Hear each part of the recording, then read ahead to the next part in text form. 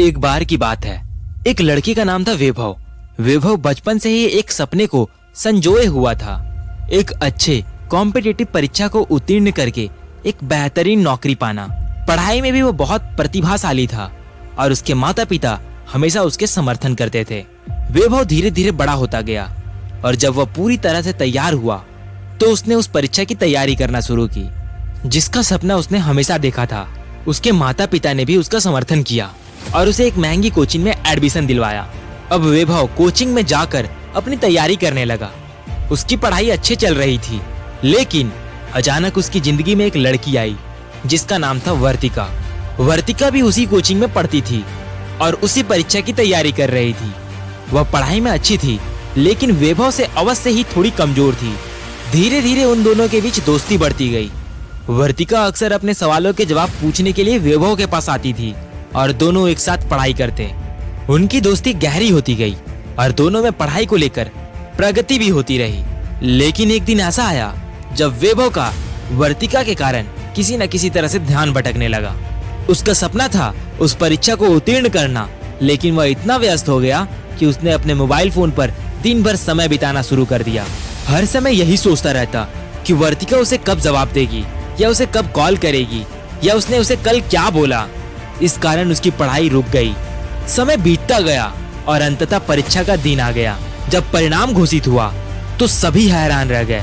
वर्तिका, जो पढ़ाई में वैभव से थोड़ी कमजोर थी, पास हो गई, जबकि वैभव असफल हो गया। यह उसी कारण हुआ क्योंकि वैभव पूरी तरह से ध्यान भटका चुका था।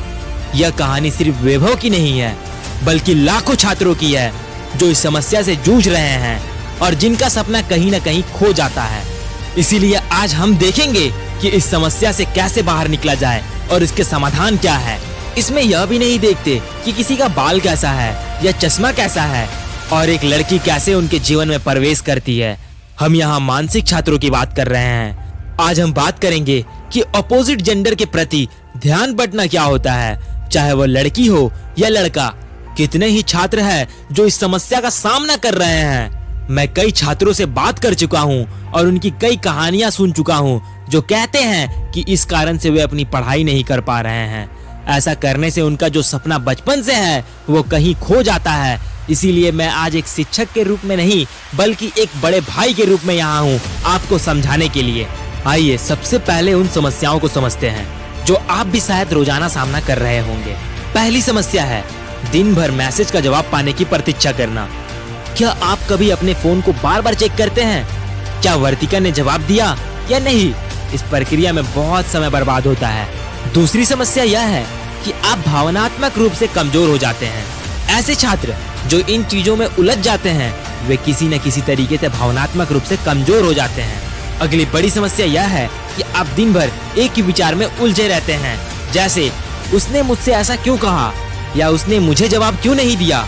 ये तीनों समस्याएं वास्तव में आपके करियर पर बुरा असर डालती है। आप भले ही आज मजे कर रहे हो, लेकिन ये समस्याएं आपके जीवन को लंबे समय में खराब कर सकती है। तो अब समाधान क्या है, आइए समझते हैं।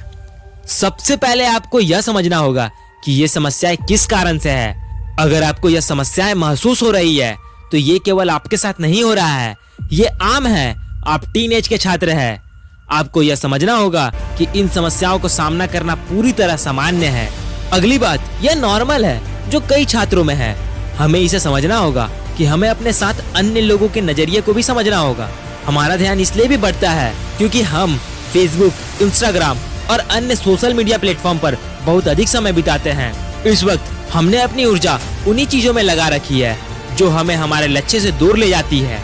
इसी समय में हमें अपनी ऊर्जा को उस दिशा में लगाना चाहिए जहां हमारा सपना और लक्ष्य है।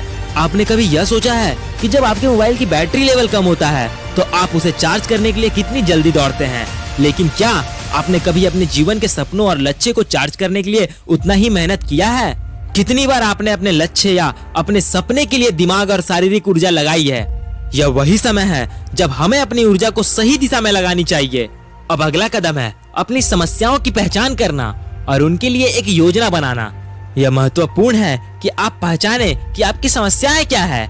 अगर आपको लगता है कि आप अपने मोबाइल फोन को बार बार चेक कर रहे हैं तो उसे स्विच ऑफ करें। पढ़ाई करने के लिए अपने किताबों की ओर ध्यान दे, न कि सोशल मीडिया पर। याद रखे, आपके माता पिता और परिवार आपके सबसे बड़े समर्थक होते हैं, और अगर आप अपने लक्ष्य की ओर नहीं बढ़ते तो समय आएगा जब आपके माता पिता भी आपसे मुंह मोड़ लेंगे। किसी समय ऐसा होगा जब वे आपके बारे में क्या सोचते हैं इसकी कोई अहमियत नहीं होगी। इसीलिए समय रहते अपनी समस्याओं का समाधान करें। इसके बाद हमें अपनी गलतियों से सीखना चाहिए और आगे बढ़ना चाहिए। यदि आप सोचते हैं कि कोई खास व्यक्ति आपको रोक रहा है या आपको डिस्टर्ब कर रहा है, तो आपको अपनी प्राथमिकताओं को सही तरीके से स्थापित करना होगा। इसके लिए खुद को एक योजनाबद्ध तरीके से तैयार करना चाहिए। अंत में यह जरूरी है कि आप अपनी मेहनत पर ध्यान केंद्रित करें।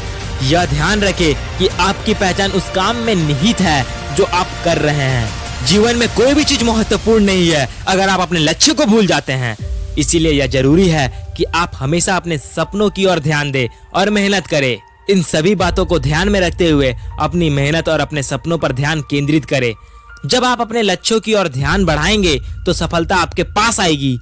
आपका सपना सिर्फ आपका नहीं बल्कि आपके माता पिता का भी सपना है।